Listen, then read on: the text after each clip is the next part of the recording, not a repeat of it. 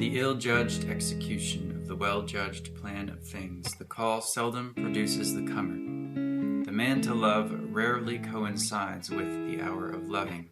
Nature does not often say, "See," to her poor creature at a time when seeing can lead to happy doing, or reply, "Here," to a body's cry of "Where," till the hide-and-seek has become an irksome, outworn game.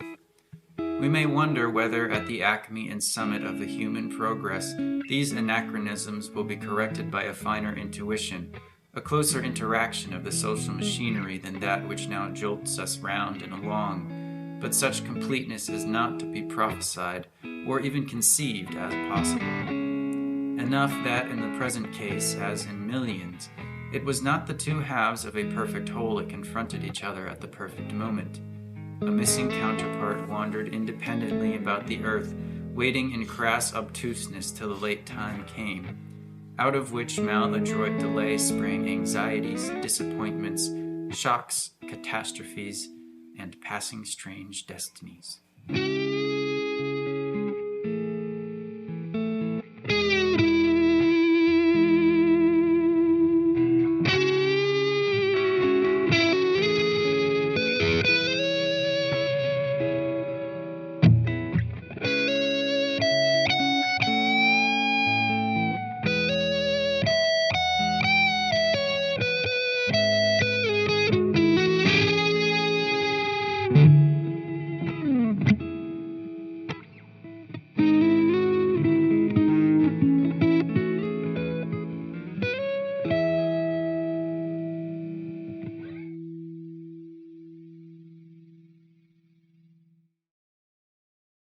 This is a content warning for Tess of the Dubervilles. This story and podcast contains discussion of rape. Hello and welcome to Raise a Glass. I am Hunter Danson. The podcast where we talk about this story. Okay. You did this yesterday, too?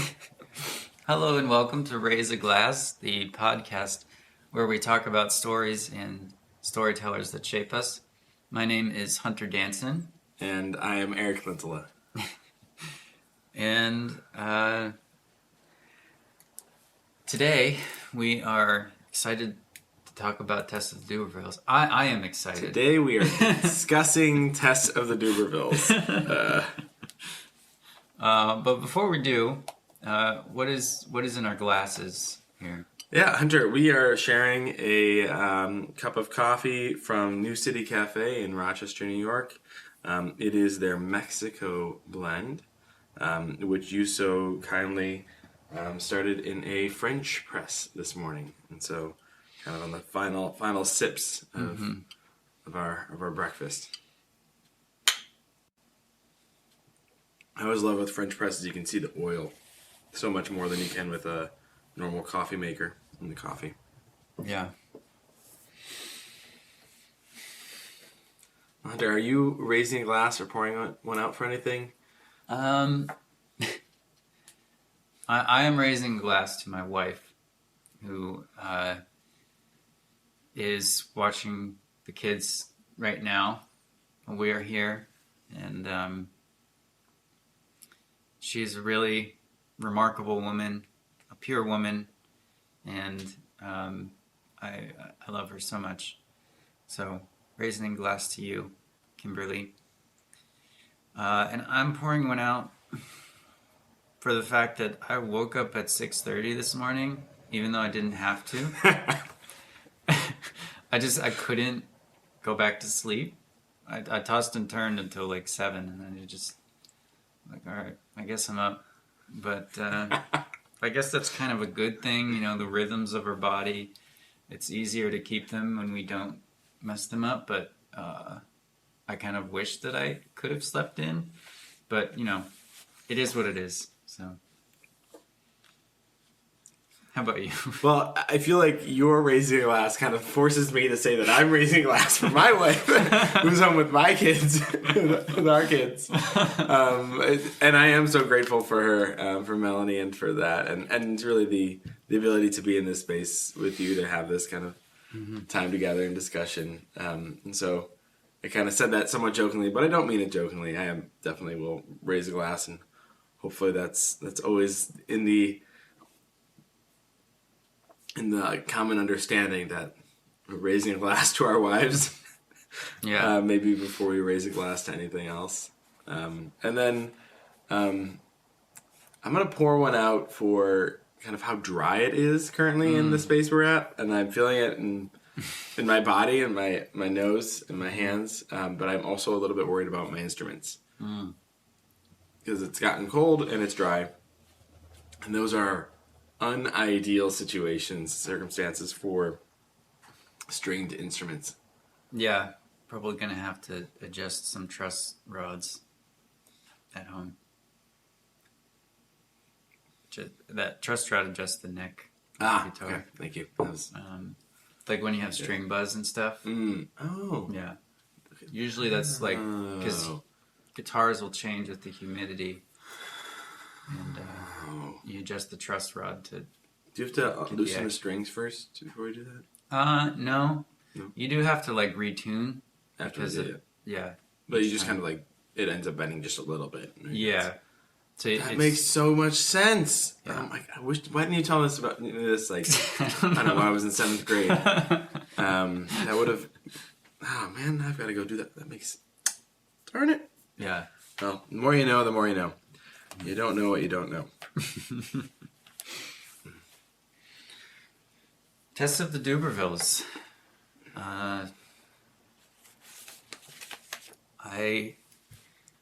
Where do you want to start? We should start with first contact, or should we? So, Hunter, let me start with a summary of Tess.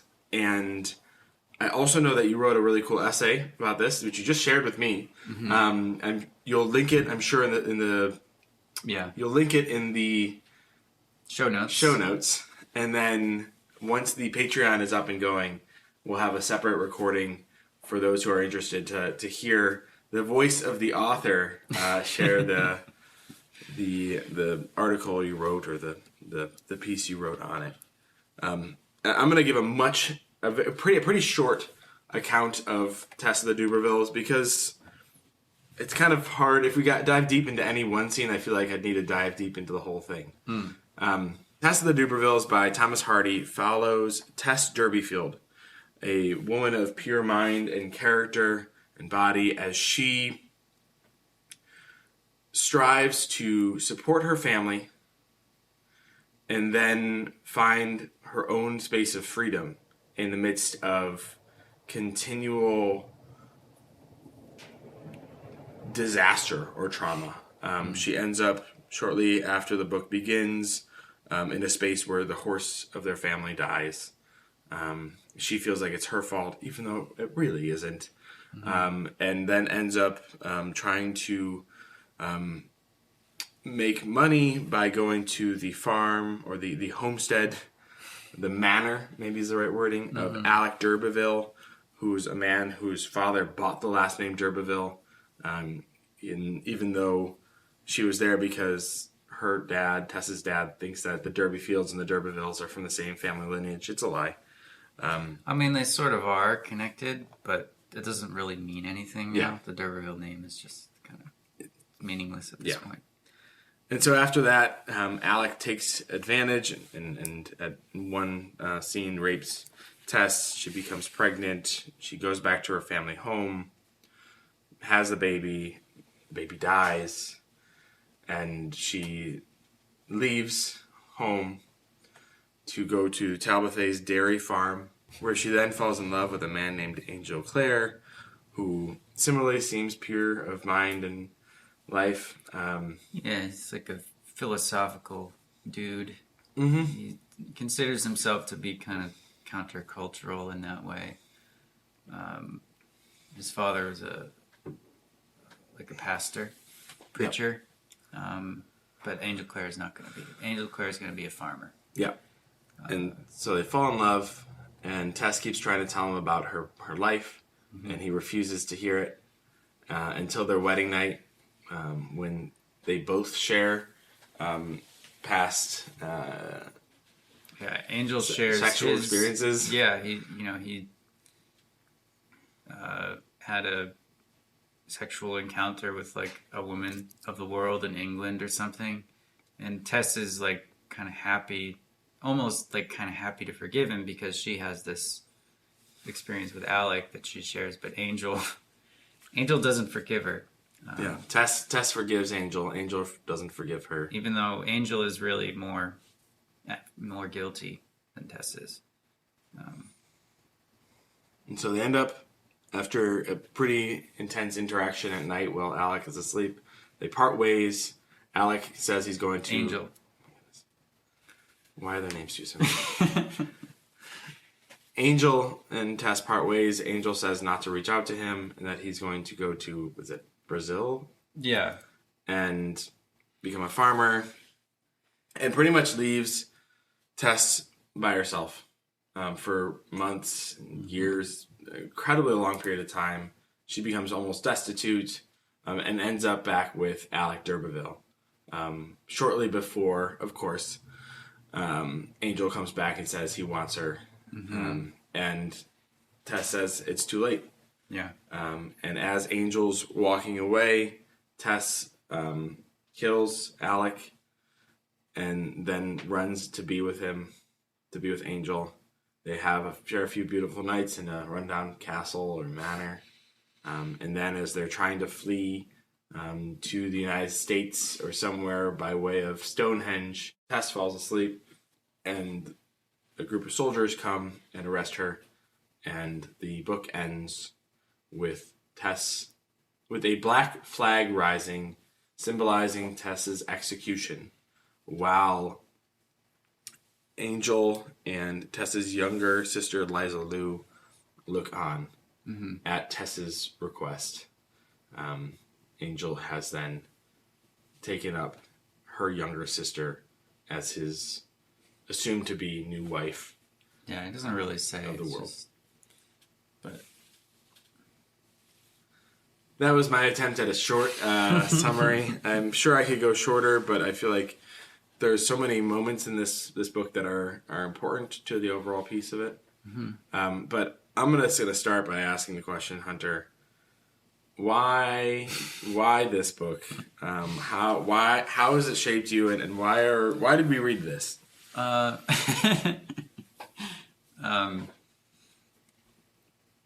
I first read this in high school for AP Literature. Oh, and then we read another Thomas Hardy book, Jude the Obscure, which is even more, probably even more pessimistic. You were what, 11th grade or 12th grade? Yeah. That is too young to read this book. I don't know. I mean, I remember I wasn't exactly like happy to read it because I had to read it. Nobody's happy to class. read this book. I am now, but it kind of just sat in my mind for a long time. Wrote some AP Lit essays about it, and that was about it. And then, but I never forgot it. And I saw it at a used book sale at a library in Idaho. And I was like, hey, we should pick that up. So my wife and I picked it up. And then many years later after that, I said, hey, you should read Tess of the D'Urbervilles. And my wife loved it and went on to read even more Thomas Hardy. What does it mean for somebody to love this book? Can you help clarify that? My love for this book comes, I think, from Hardy's love for Tess and the way that he represents her. The subtitle of the book is A Pure Woman Faithfully Represented, which in Hardy's time, the Victorian era where the double standard was still very much in place, double standard for women, where men could do things and not be, accused, and the woman would take the fall for it. Like, Alec is almost rewarded for what he does to Tess, and Tess takes all of the punishment. Let's just note that double standard still exists. It does, yeah. Hopefully to a lesser degree now than it has in the past, but I just want to make sure we say that. Yeah. So it's a sad story. It's a tragedy, and yet there's so much beauty in the novel in the way that Hardy talks about Tess and describes her. Sometimes, it seems like Hardy almost forgets that she's not a real person. Like in the scene when Tess is baptizing Sorrow, he uses a phrase, and he says, the note of her voice, which would never be forgotten by those who knew her, as if like he knew Tess in real life. And there's beautiful descriptions of nature. Virginia Woolf, who liked Thomas Hardy as well, and Virginia Woolf is one of my favorite authors. She said of reading Thomas Hardy, "We have been freed from the cramp and pettiness imposed by life. Our imaginations have been stretched and heightened. Our humor has been made to laugh out loud. We have drunk deep of the beauty of the earth. Also, we have been made to enter the shade of a sorrowful and brooding spirit, which, even in its saddest mood, bore itself with a grave uprightness, and never, even when most moved to anger, lost its deep compassion for the sufferings of men and women." Was that about Thomas Hardy or about Tess? About Thomas Hardy. Okay. And it's that compassion for sufferings, because, Tess is... There were probably a lot of women like Tess who experienced similar sufferings, and probably are many today too. And Thomas Hardy has such compassion, and he writes with such compassion, that it's really, it's not just... I think there's a genre of writing that's like... trying to think of a nice way to put it. It's like sorrow porn. It's like just like the worst stories that you can think of. Everything is grotesque and ugly, and just kind of celebrating and brokenness and things. And this is a sad story, but it doesn't. It's celebrating Tess's purity and her spirit in the midst of it.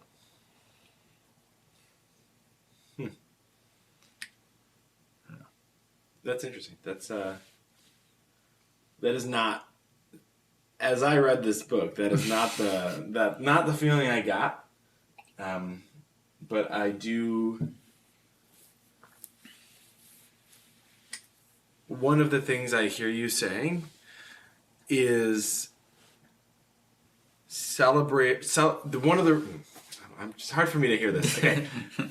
One of the things I'm hearing you saying is that it's stayed with you and it impacts you and you enjoy reading it now because of Tess's... No, I don't get it. I don't get it. I kind of understood as you were talking about it, but this is... I'll try. No, yeah. Try again. Please, okay. Or say it a different way for me. Okay.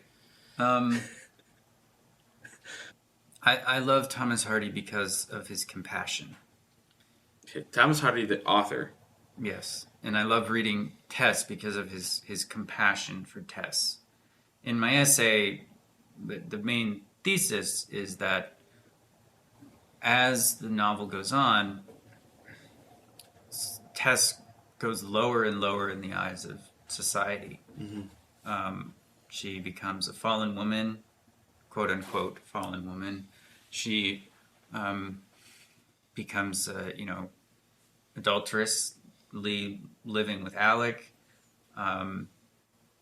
Some people would call her a harlot. Hardy's subtitle of "A Pure Woman Faithfully Represented" was quite controversial because people read it and they said, Tess is not a pure woman. She has a baby out of wedlock. She lives with another man even though she's married. But But when you read it and you really take your time to drink in the imagery and the compassion which Hardy showers on Tess. Here's an example of what I mean. Yeah. This is after Tess is pregnant. She hasn't had the baby yet, but she takes long walks in nature. And you can see from Hardy's writing that he is a lover of nature. He did a lot of poetry, and a lot of his poetry is about nature. So, on these lonely hills and dales, her quiescent glide was of a piece with the element she moved in. Her flexuous and stealthy figure became an integral part of the scene. At times, her whimsical fancy would intensify natural processes around her till they seemed a part of her own story. Rather, they became a part of it. For the world is only a psychological phenomenon, and what they seemed they were. The midnight airs and gusts, moaning against the tightly wrapped buds and bark of the winter twigs, were formulae of bitter reproach. A wet day was an expression of irremediable grief at her weakness in the mind of some vague ethical being whom she could not class definitely as the god of her childhood, and could not comprehend as any other. But this encompassment of her own characterization, based on shreds of convention, peopled by phantoms and voices antipathetic to her, was a sorry and mistaken creation of Tess's fancy, a cloud of moral hobgoblins by which she was terrified without reason. It was they that were out of harmony with the actual world, not she. Walking among the sleeping birds in the hedges, watching the skipping rabbits on a moonlit warren, or standing under a pheasant-laden bough, she looked upon herself as a figure of guilt intruding into the haunts of innocence. But all the while she was making a distinction where there was no difference. Feeling herself in antagonism, she was quite in accord. She had been made to break an accepted social law, but no law known to the environment in which she fancied herself such an anomaly.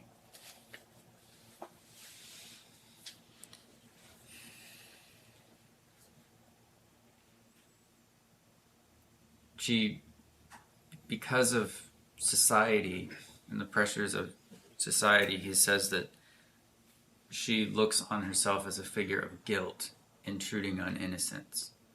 But Hardy impresses very strongly that it's the opposite, that she is the figure of innocence. It is society that is wrong. And I think that is something that I really appreciate. And if you've ever felt wronged by society, or you feel outcast, or like something about you is not right because of what the norm is, because there are so many backwards things in our world still.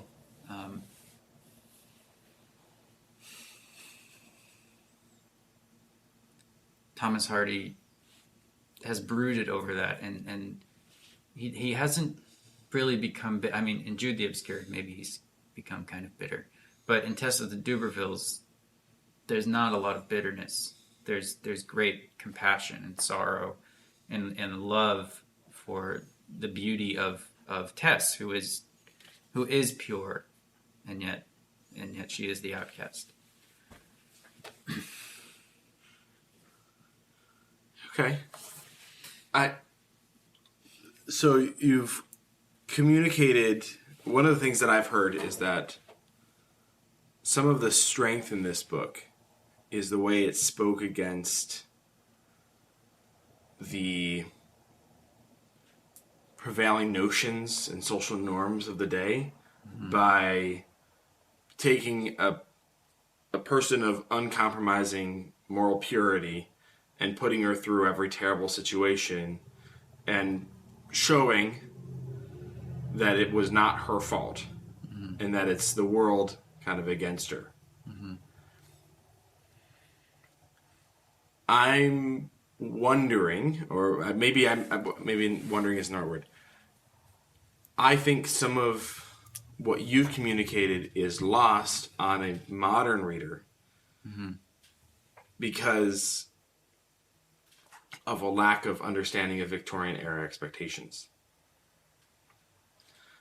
So where you see the beauty in Hardy's compassion for Tess, I read and I see the gross assumptions and social failings, moral failings of a society, and the desire to recklessly force somebody of moral purity through terrible situation after terrible situation without the opportunity, with one moment, one short summer of freedom that is ultimately built on a lie and leads to greater problems down the road. And it is very depressing for me to read this book. And in fact, if we weren't doing this for a book club, if I started this book, I would not have made it more than halfway through. And I actually have people that are close to me in my life who started and stopped halfway through because of the depressing aspects of it that it just kind of continually heap on you. Plus, it is always challenging to read literature written in a previous century because of the unapproachable language. You've shared a couple quotes from it, longer quotes, that even as I'm trying to focus and hear every word and understand it together, I can get maybe a better a feeling of what's being said, but I can't follow it because those aren't words that we use in our modern context. And so it makes it challenging for me as a reader to understand what Hardy's trying to communicate, because I'm outside of the historical context, and the language choice further obscures the points he's trying to make. That being said, when you give me greater context for what's being for the society at large and what the points are that Thomas Hardy's trying to hit on, it gives me the opportunity to more fully think about this book in terms of the culture of its day and what it was communicating then. Because I think a modern portrayal of Tess of the D'Urbervilles would necessarily need to look completely different from the book itself to be able to communicate to our current culture. To popular culture. I don't know. I understand what you're saying. This is not a book that you want to listen to. I mean, you can, but the language is different, and it's not easy. And sometimes you need to sit with it and kind of, you can't really read it fast. But I mean, reading literature is a muscle too. So like, if you're coming to Tess if Tess is like one of your first experiences with older literature, it might be pretty tough. But, if you've read a lot of Jane Austen or other classics, the Russians and other things of that age, it is, it's not as hard. It becomes more accessible as you keep doing it. And it's just, it's not like you have to be smart. It's not about intelligence. It's just practice and time. But I understand what you're saying. I think we come from like different sides of the way that we generally read. Like, I like to read old things. I've been reading Augustine's City of God, which is like, it's Augustine. How old is that? thousands. 1,500 years, I think. Yeah. So, and even though it's a translation, he just talks about random Roman history that goes really deep that I don't know. I have no context for. And yet, to me, it's incredibly exciting because it's like time travel. I don't understand everything, of course, but like it is such a rich, so much more rich experience than reading, a modern fiction book based on Roman history. Because no matter how good it is, like there's still a lot of work that authors do today, especially if they're writing like young adult fiction or something, to make it accessible and easy to read. And there's a place for that. But Thomas Hardy is not that. Yes. Yes. I don't know. I think that's an important moment. I think that's really important. I want to highlight your statement of this is a muscle to grow. Mm-hmm. I wouldn't start it. I wouldn't start reading classic literature with Tess of the D'Urbervilles. I think it will turn you off to reading these types of books because it is depressing. It is, and you want to scream at the characters very regularly. There's not moments. I don't remember laughing. Maybe a couple of times I laughed, just at a quip or the way some of the wording happened. But like it starts off with a destitute family, and one the one shining light in that family, Tess, by the end of the book is more destitute than any other member in her family. And there is no one faultless, no, not one, along the way. And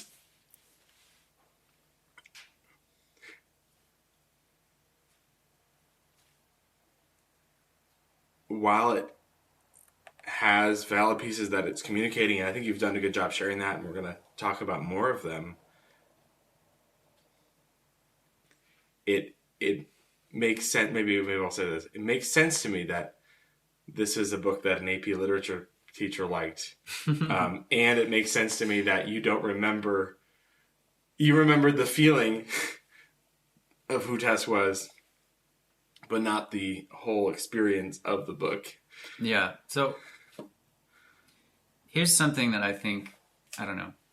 Like, if you read this for the plot, you're not going to be happy. If that's all you care about is the plot, it's depressing. It's a depressing plot. But I feel like reading Tess, for me, when I reread it, it was joyous. I loved reading it. I loved the atmosphere. I loved existing in Thomas Hardy's vision, because he has such a strong vision. Virginia Woolf classes him as kind of like an unconscious writer because he's not even fully aware of what he's doing. He's just like having a vision and putting it down and communicating it in the way that he can. Because a lot of the things that he does are not like, you shouldn't try and copy it. They're not, he breaks a lot of rules, but he works so hard to make it work that it just works. And I am reminded of Tolkien when I read Hardy because Tolkien wasn't a novelist. He wrote lots of poetry, and he studied lots of myths and read a lot, but he was not a novelist. And he said in the intro to Lord of the Rings that like all he had for how he was writing the story was himself as a guide of what he thought was enjoyable as a way of storytelling. And so Tolkien kind of found his own way to storytelling. Tolkien does a lot of things that break convention that, today editors would be like, you got to change that and that and do this different and whatever. But if you read Lord of the Rings, it works. Mm-hmm. Tolkien makes it work. He puts in the work to edit it and just work on it until it works. And something that's interesting about Thomas Hardy is that he invented the world of Wessex, which is where all his stories take place. Okay. So at the beginning of my copy of Tess, you can actually see a map of Hardy's Wessex, of all his novels and poems. Oh, fascinating. And so these are all places, if you read other novels of his, these are all places in the novels. Okay. And so in Tess of the D'Urbervilles, Wessex is kind of on the cusp of the industrialization of agriculture. Yep. They talk about that in the threshing that happens later on in the book. Yeah. And so I think it's interesting that like Hardy invented his own world and drew maps and things in the same way that Tolkien did. Hardy also wrote lots and lots of poetry. Except Hardy went a more historical way where he researched, the way people were living at the time that he was writing. And whereas Tolkien went for fantasy and inventing a whole new world that was more mythological. So I think that's an interesting comparison. It's Hardy and Tolkien. He also named his dog Wessex, which I think is funny. In Virginia Woolf's diary, she goes and visits him, which is just so fascinating to me. Hardy also invented the cliffhanger.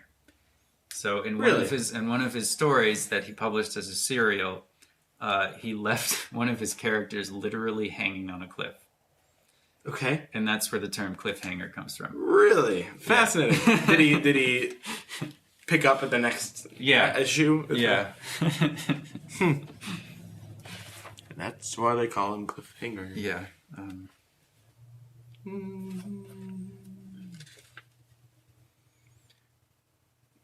So you've read a lot of Thomas Hardy. Is that accurate? Well, I've read Tess twice, and I read Jude the Obscure in AP Lit. So my wife has actually read more than I have at this point. What I want to read next is Far from the Madding Crowd, which actually has a kind of happy ending.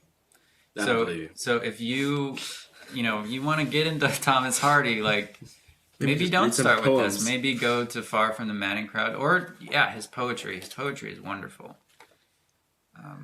Just celebrations of nature and little moments and thoughts and things.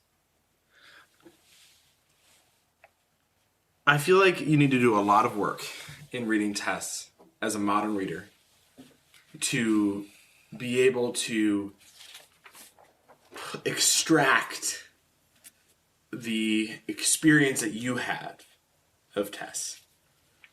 And I say that because your approach to Tess of the D'Urbervilles years later was because you remembered who Tess was. Mm-hmm. When you are reading the book for the first time, you don't have the context of the entirety of Tess's experience. And your relationship with her as a character and her continual ability to get back up and keep walking and to not change in character even as her character is being torn to shreds by the world around her. And so I could see that a second reading of this might celebrate things that, for me as a first reader, were depressing. Well, can I ask how you read it? Like, did you read it fast? So I read this 7 months ago, getting ready for our first meeting, getting ready for the beginning of our third season of the podcast. Mm-hmm. And yes, I read this book to get through it. I did not read this book to enjoy it. I told you that if we weren't going to discuss this book, I would have gladly put it down and not given it another thought. Yeah. And that is a different approach. I understand that. I also, in respecting you as a co-host, as a friend, as a reader and a writer, wanted to, at the very least, be able to communicate about the logistics the plot and the characters of a story instead of trying to receive it all from you.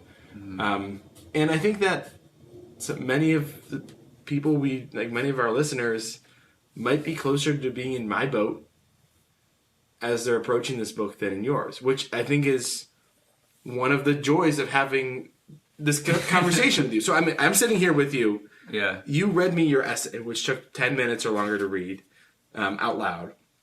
I'm also looking. You have like 8 pages of notes, 6 pages of notes that you've taken painstakingly with the page numbers and with other references for you, and you've got a written by hand notebook in front of you. I'm sitting here and I just wrote some notes from your journal, from the article you wrote, and I listened to the audio version of this because that's what I had time to do 7 months ago. And before this conversation, kind of read back through the summary just to bring myself back into that world. Now, as we're having this discussion, I can visualize the story. Because, again, that's the way I read. I'm a very visual reader. So I can visualize the dairy field. And as she's, first time she's interacting with the more problematic dairy cows, and then the relationship with Angel. And I remember it as I was, going through that part of the book when she's trying to slide her note underneath his door. Like, I can visualize that happen. I can visualize her walking through the fields on the way to the harder work in the threshing field. And I can visualize her on my own interpretation of what the threshing machine looked like. I can visualize a lot of these spaces as she's walking to and from the D'Urbervilles or taking Alec D'Urberville's carriage, or horse. And I can see these things. And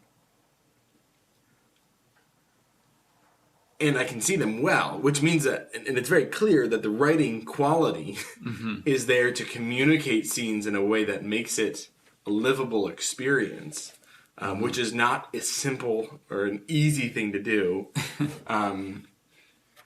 But what I choose to remember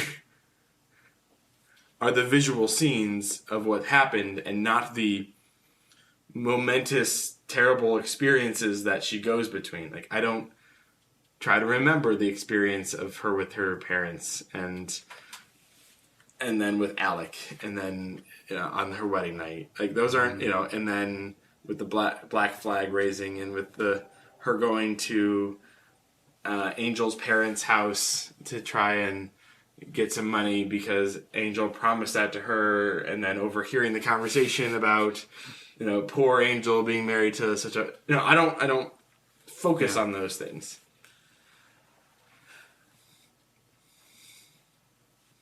Thank you for reading this, even though I wasn't happy for you. I appreciate it. I really do. I'm wondering about the way that we approach reading, because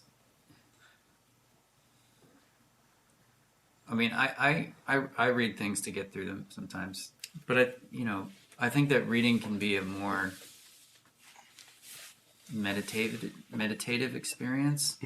And I don't know, I've just been thinking a lot about how our society is so fast and how we seem to value sound bites and things that are zingers, memes, things that can be consumed quickly, that are, maybe have value, but they don't take much work. They're incredibly accessible. And, if you think about advertising and the monetary side of it, things that are quicker to produce, to consume, they make more money, and so we're kind of incentivized to go for that stuff.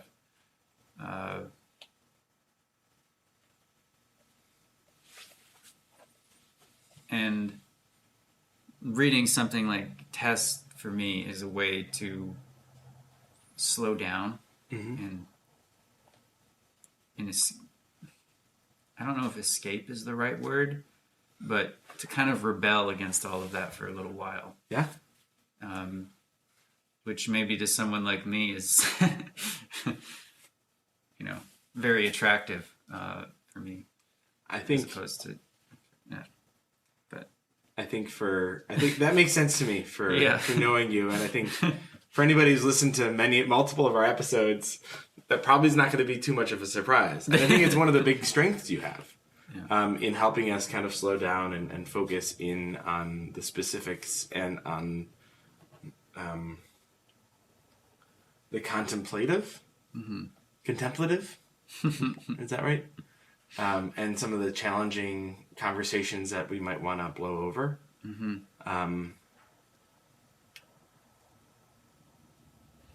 I think that all of us also have some of those spaces. And it might not be in reading. I love to read. Absolutely love it.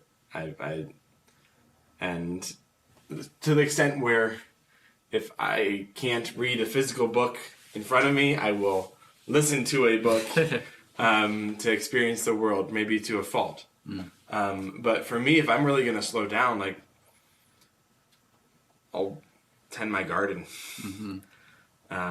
There's specific books that I've read that come up pretty often in what I talk about that kind of dive into those slower pieces where I'm like, no, I'm going to put this down.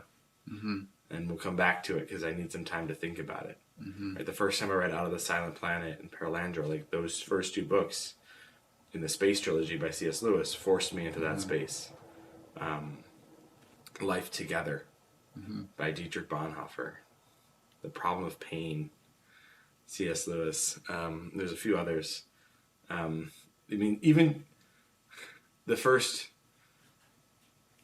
part of the Silmarillion I've read 3 or 4 times, 2 or 3 times. I haven't made it through the rest of it, but just the theology of the beginning of singing the world into being is something that like speaks to my soul. And I want to hear the things that speak to your soul. And I think people know by now that we're not a podcast of sound bites and of efficiency in terms of lack of time. I think that efficiency can also... I think maybe efficiency in our approach is depth, which maybe is the opposite of efficiency.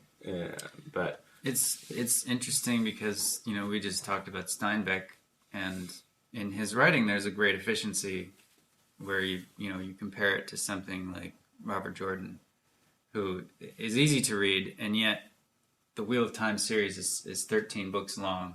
14 books long. And a prologue. And East of Eden is, like 600 pages. Only. Yeah, which, is not short, but it spans so much time, and it's such a... It's and I don't know if I would call Thomas Hardy efficient, but Tess of the D'Urbervilles is not a long book, and yet it feels deep. It's wide. A very weighty book. And it's a place where you can just, for me at least, I've done a lot of work to be able to just kind of exist in it. Maybe you can help me understand a particular scene in this book that I had kind of threw me off. It's the scene you brought up in your article, and you actually went away with it. This is not how I read it at all, but it's the scene of where Alec rapes Tess. So I read that scene, and I had no idea what happened. I read it, and it made no sense to me. I think I tried re-listening to it, and it really still didn't make sense to me. And then all of a sudden, she's pregnant. And at that point, I realized what happened in that scene. It was not clear to me at all that is what Alec was doing, and I've talked with other people who, in reading that scene, also didn't understand what was being communicated. And I'm wondering if that lack of understanding is based on a different is based off a lack of that muscle in reading classic literature, or if it's based or it could be both, but based off of Hardy's either accidental or purposeful lack of communication of what actually happens, so you're left to try and figure it out. Yeah, I think that I will contend that there is enough evidence in the passage to assume that there was a rape, and of course, Tess becomes pregnant, so it's quite clear that it happened. But in the scene itself, I think that there's enough evidence in some of the things that Hardy says. It is vague compared to what we would have today. And I'm not sure if that is because Hardy was vague or because he was publishing in a time when you did not write about sex directly, if you did at all. Yeah. And so maybe in order to publish it, he had to be vague and use this kind of language.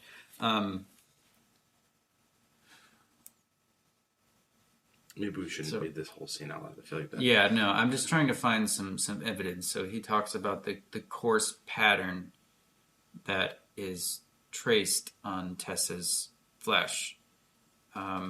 He talks about maybe some of Tess's ancestors who dealt the same measure that Alec deals to peasant girls of their time.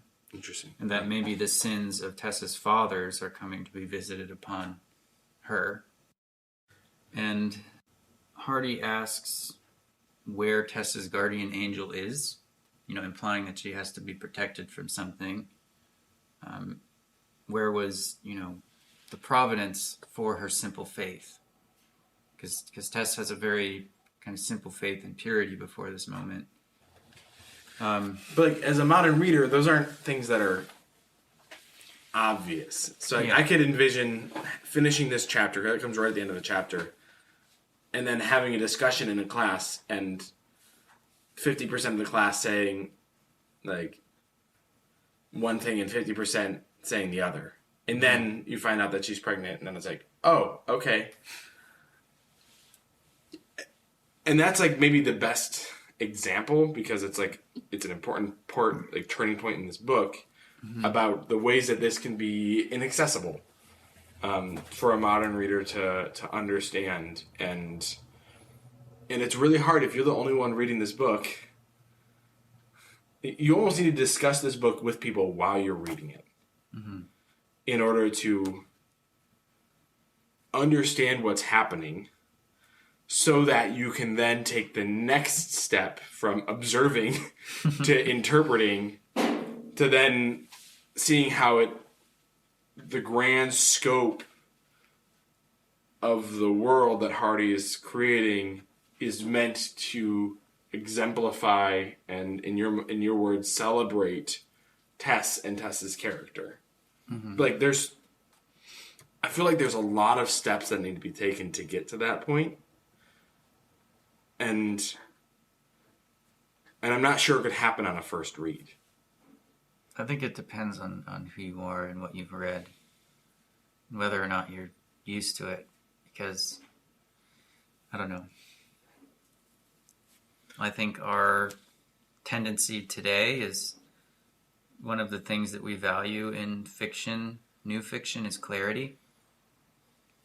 We want to know exactly what happened. Yeah. We don't want to have to guess or have there be uncertainty about it. Or if there is uncertainty, we want it to be to mean something. And, that's not, clarity was not as valued at the time. And you have to infer things. Hardy gives the reader a lot of trust. And maybe you could argue that maybe too much trust. But, I know for me personally, as someone who's read a lot of things, and I've purposely tried to read things that are difficult just to, develop my own reading and writing muscle.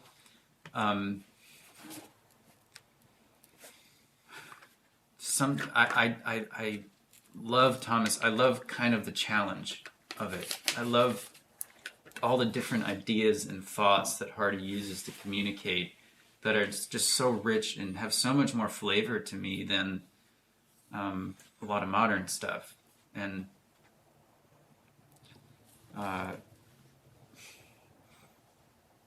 it's an experience that I can't really find anywhere else. How much of that do you think was a product of the time that he was writing versus him as a person?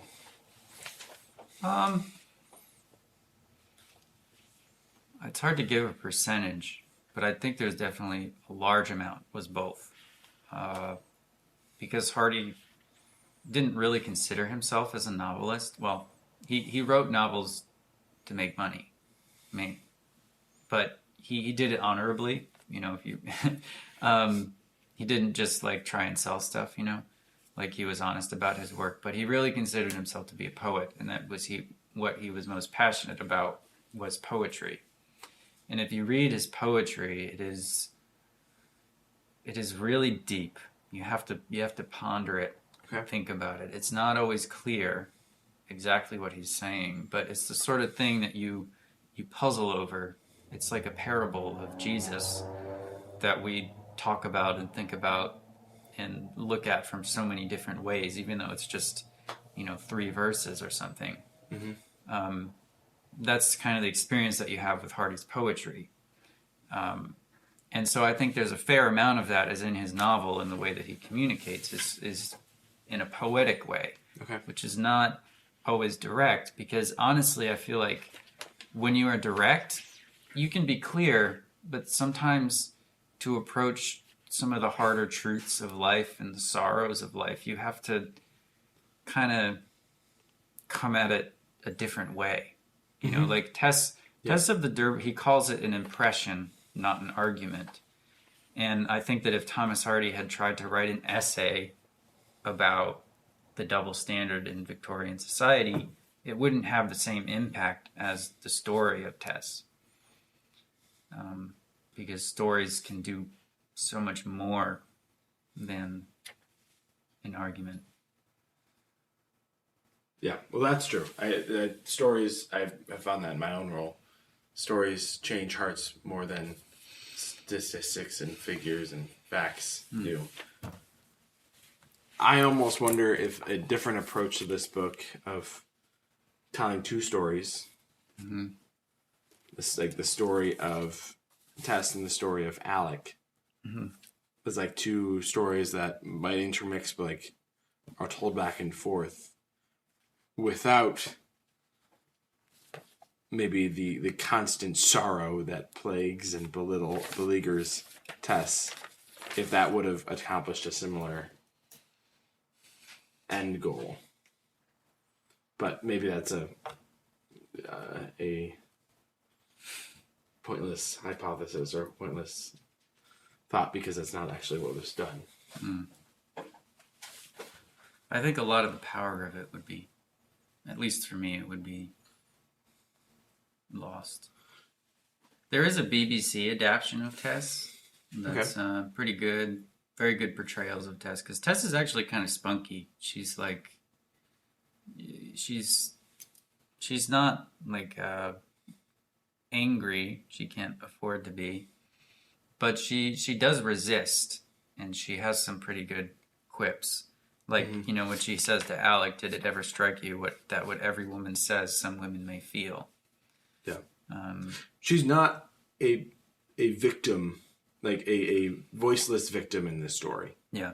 Even though she is put in the spaces where she's forced into vulnerable situations and into becoming a person who experiences vulnerability, it's her dignity, and you kind of brought this up a few times, to the reader, like, is never in doubt. In fact, I think the dignity that we kind of afford to her and that she has, like, only increases as the book goes along. In fact, when she kills Alec d'Urberville, I was happy. Like that was a good. He deserved that. Yeah. Which I don't like thinking that about anybody. Mm-hmm. And then maybe it's important to have her die as like kind of the last act of betrayal by society towards a person of.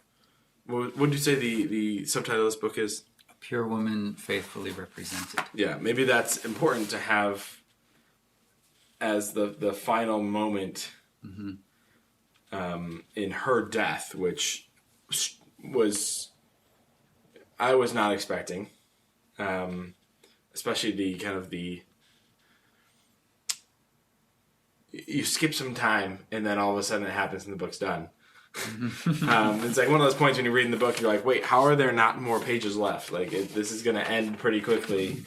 I'd almost rather have not known. I'd rather have there been 50 pages left and then have the rest of them be blank. Or, so I didn't know that it was ending there.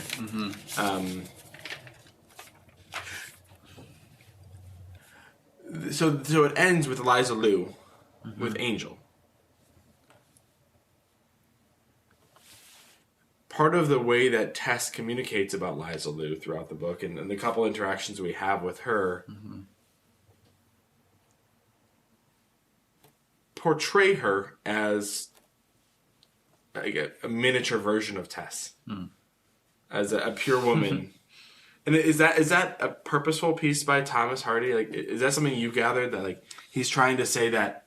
Is he trying to say that okay, this is going to happen again now with Liza Lou, or is he trying to say that now things will be different?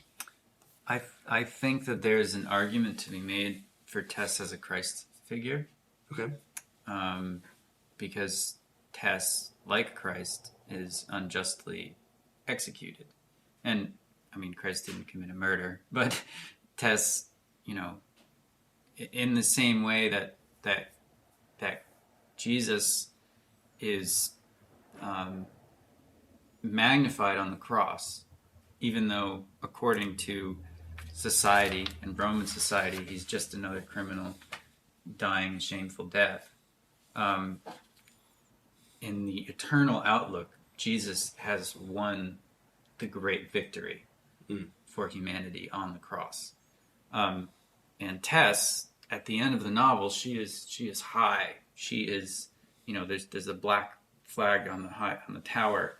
And in my mind, she is pure, and she is high up, even though in society she's just another criminal dying a shameful death. And so I read it. The ending is, I think there's an allusion to Milton in Paradise Lost. Okay. I think is a purposeful allusion at the end. But I think there's an argument to be made for redemption, the possibility of redemption with Angel and Liza Lou, because presumably Angel is not going to make the same mistake again. He's come to his senses. And the last phase is called fulfillment, the last chapter. And they join hands, Angel and Liza, they join hands and they move on. And that's how it ends. So I think you could definitely read it as redemption. That's how I read it. I think there's enough there to support that. Because I think for me, Tess, it represents, it points to the reality for me that there is more than this world. There's more than this society, that the laws of our country are not the final say on justice. Because, throughout the book, Thomas Hardy very clearly, impresses on you. He doesn't argue, he impresses it on you that Tess is pure, that she is justified. And where else can she be justified but in eternity? Because she's not justified on earth. No. And so my essay is centered around, or really came from, the image of Tess sitting up in the coffin. Okay. Because Angel carries her to the coffin. He's sleepwalking and unconscious. On their wedding night. On their wedding night, after he denies Tess, he rejects Tess after she tells him about Alec. And he lays her in the coffin, and then she sits up. And that moment of vision, which is, I think, the title of a poetry collection by Thomas Hardy, and that Virginia Woolf took that phrase, moment of vision, to describe reading him. That vision of Tess sitting up in the coffin just represented for me like what Tess became to me. Okay. Because Thomas Hardy lays her in the coffin throughout. He kills her in the book. He carries her to the coffin in the same way that Angel carries her, almost unconsciously. But by the end of the book, like she lives on, even though she dies. She sits up in the coffin. And as I think about writing, I keep thinking about the phrase "moments of vision," because when I can only speak from my personal experience, but I think it's like this for a lot of people. Is when I sit down to write,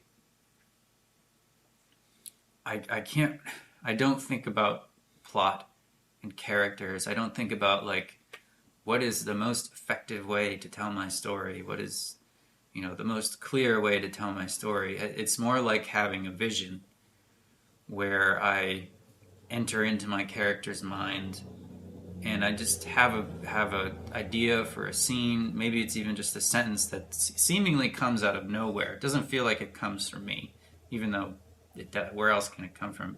But I raise your eyebrow. But I feel like a novel is a connected series of visions that tell a story, and at least that's the way that I've come to write. That the way that I can do it. The process is different for everybody, but Hardy, I think, for me, is one of those who he has these unconscious moments of vision, and he's not a super accomplished novelist, but he brings it all together and he does the work to connect those moments of vision into a novel. Yeah. You saying that reminded me of something. Give me a moment to figure out what it's called. And I also want to give a plug for Virginia Woolf's essays about Thomas Hardy. They're wonderful to read. She has one called The Novels of Thomas Hardy from the Common Reader second series. She wrote it shortly after Thomas Hardy's death. She talks about the experience of reading Thomas Hardy. I drew from them a lot. And then she mentions him in another essay called How Should One Read a Book, where she talks about reading different kinds of authors and how different authors write and the experience of reading them. Highly recommend those. I always appreciate when the authors you talk about are connected together. Oh, it's very clear wonderful. that Virginia Woolf is like your favorite, and the way that she's helped lift up, I think, Thomas Hardy in your brain. Oh yeah, it's wonderful. It's so much fun. It's like, some people are obsessed with celebrities, and I'm obsessed with dead writers. Or celebrities in their own right, maybe. I was thinking about the vision piece you were talking about, and I can't remember the word for it, but when it comes to decorating a house, it can be overwhelming. Even with one room, looking at an empty room, trying to figure out how to decorate it can become overwhelming. Mm-hmm. And so one of the approaches that interior designers take is they take a small corner or a small spot and kind of let a vision be created for that space. Yeah. And once the vision's there, that one sentence, then the rest of the room begins to take its shape around it. And you end up having small spaces that are designed together. And you brought up about these moments of vision. It feels related to me to the, 30 Seconds of Joy? 30 Seconds of Fun. 30 Seconds of Fun. Right. How do you build things? Mm-hmm. You know, you take these pockets. Because ultimately it's the mundane daily things of our lives that impact our life more than the big moments. Mm-hmm. Or that make a life more than the big moments. And it's those pockets put together. Mm-hmm. And then you can see that maybe the tragedy in it. Mm-hmm. Or the beautiful moment, the wedding or the birth or the death or the whatever it might be, the new job or losing the job. But it's the day in, day out moments that make the life. Mm-hmm. Here's a Virginia Woolf quote to end us out. Thus, it is no mere transcript of life at a certain time and place that Hardy has given us. It is a vision of the world and of man's lot as they revealed themselves to a powerful imagination, a profound and poetic genius, a gentle and humane soul.